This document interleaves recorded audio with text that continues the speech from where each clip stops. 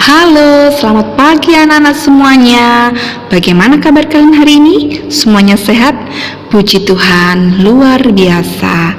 Nah, anak-anak, Ibu berharap semoga kalian selalu perhatikan protokol kesehatan.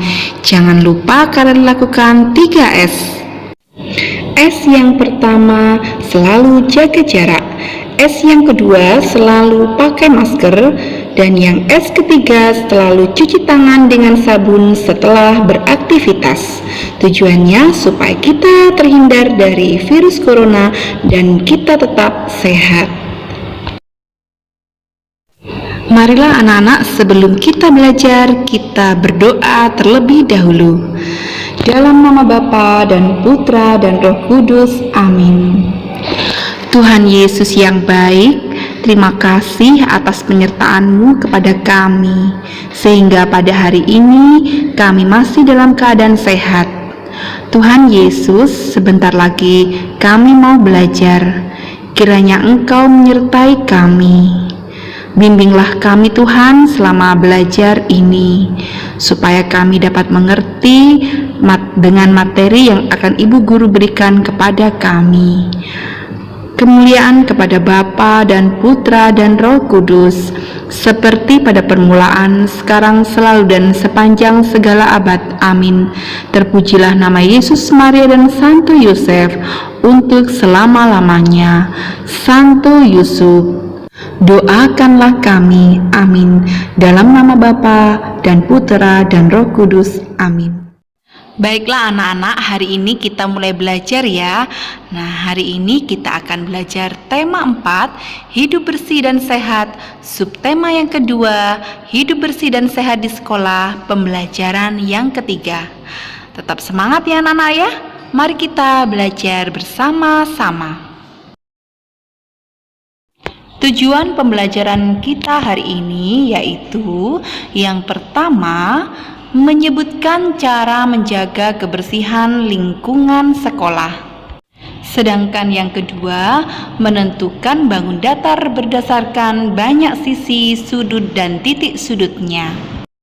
Hari ini kita akan belajar tentang ciri-ciri kelas yang kotor yang menjadi sarang penyakit.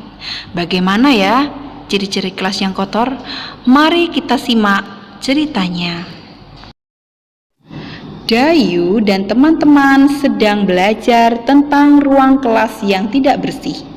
Hari ini Ibu Guru mengajak siswa-siswi berdiskusi tentang kelas yang tidak bersih. Ibu Guru bertanya kepada siswa-siswi, tahukah anak-anak Ibu bagaimana kelas yang tidak bersih?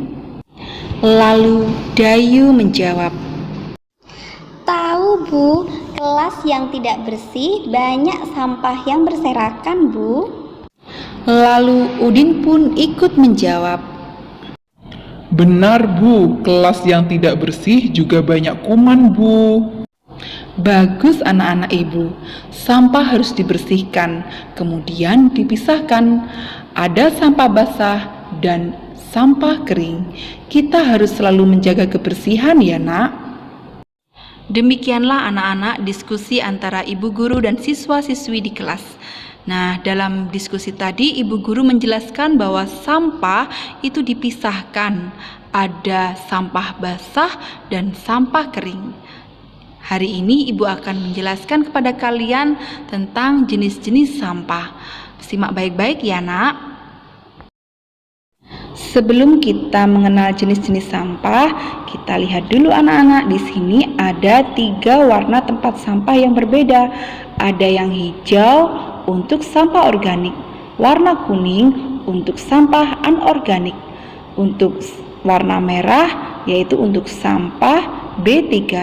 Apa ya artinya? Mari kita perhatikan penjelasan Ibu berikut ini. Sampah organik adalah sampah yang berasal dari makhluk hidup dan mudah terurai. Biasanya sampah organik ini disebut juga dengan sampah basah. Nah, yang termasuk dalam sampah organik yaitu seperti dedaunan, sisa-sisa makanan, dan ranting-ranting pohon. Sedangkan sampah anorganik adalah sampah yang sulit terurai oleh tanah.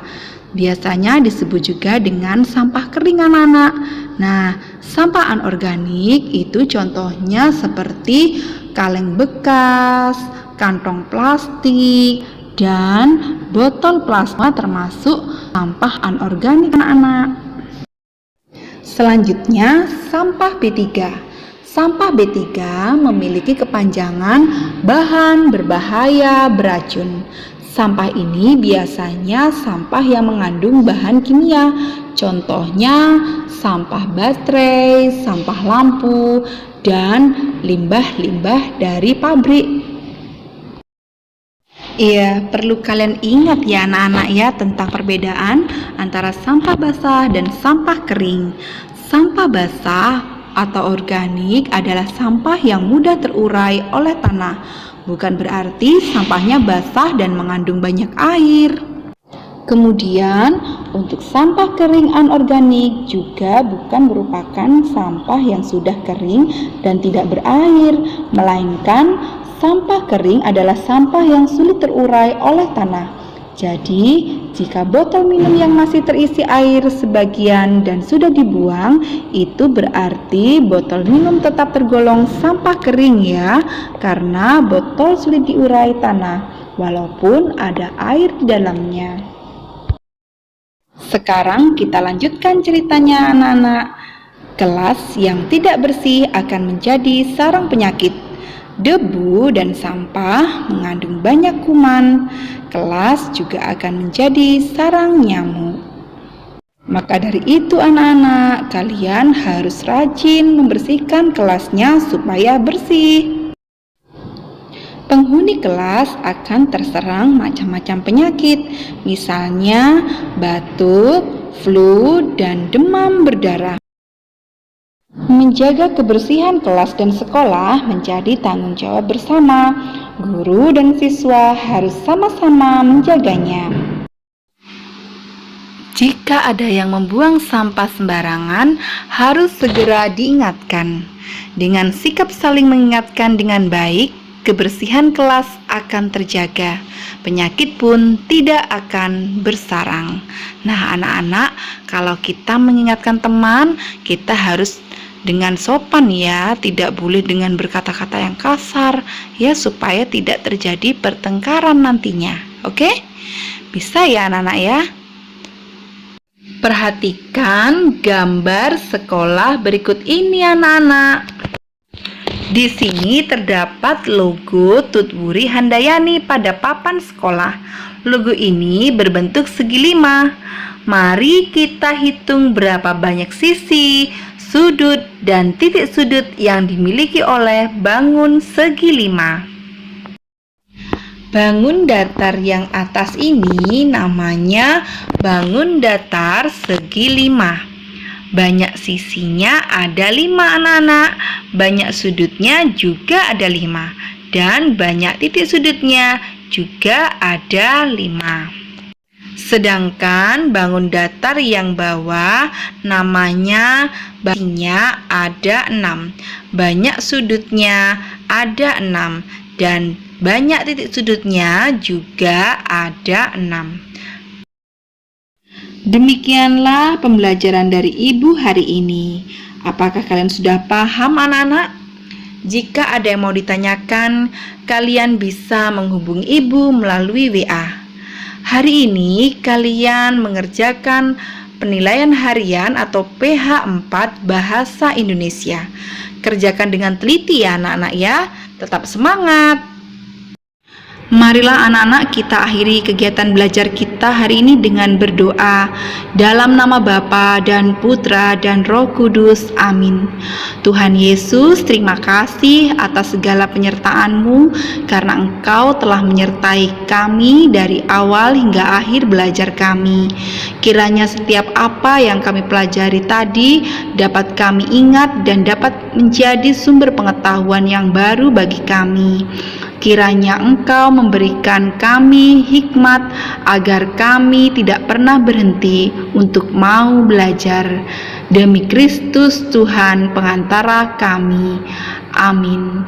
Santo Yusuf, doakanlah kami. Amin.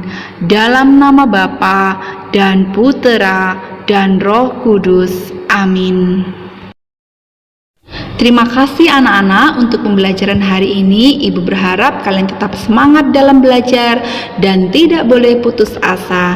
Tuhan Yesus memberkati. Amin. Dadah semuanya.